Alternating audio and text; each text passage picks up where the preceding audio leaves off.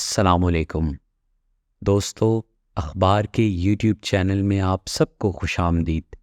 ہم آج حضرت شیس علیہ السلام کی زندگی پر غور کریں گے، جنہوں نے اللہ جل جلالہ کے حکم سے اللہ کے پیغام کو پھیلایا۔ حضرت شیس علیہ السلام حضرت آدم علیہ السلام کے بیٹے تھے۔ ان کی ولادت حابیل کے قتل ہونے کے بعد ہوئی تھی۔ شیس نام کے معنی ہے اللہ تعالیٰ کا تحفہ۔ شیس علیہ السلام کو اللہ جل جلالہ نے ان کے والد کی وفات کے بعد پیغام الہی کو جاری رکھنے کا ذمہ دیا۔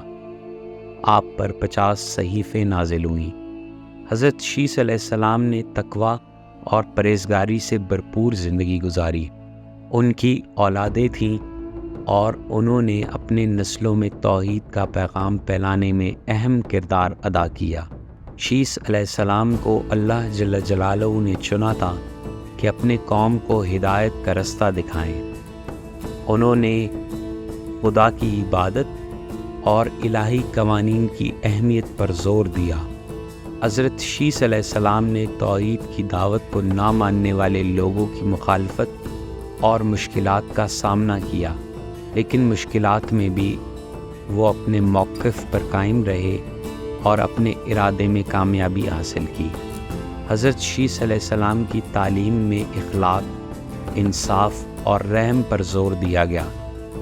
انہوں نے اپنی زندگی میں شکر، صبر اور انسانیت پر عمل کرنے کا درس دیا۔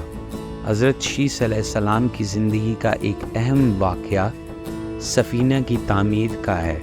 انہیں اللہ جل جلالہ کی طرف سے حکم ملا تھا کہ آنے والے عظیم سیلاب سے بچنے کے لیے ایک سفینہ کشتی بنائیں اور مومنین اور جانوروں کو اس میں سوار کریں۔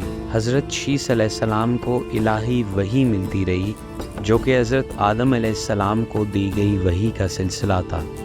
یہ وحی ان کی جماعت کے لیے ہدایت لے کر آیا۔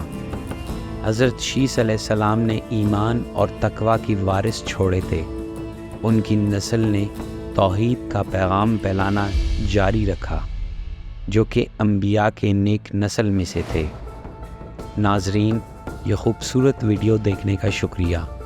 ایسی مزید ویڈیو دیکھنے کے لیے ہمارے یوٹیوب چینل کو سبسکرائب کریں۔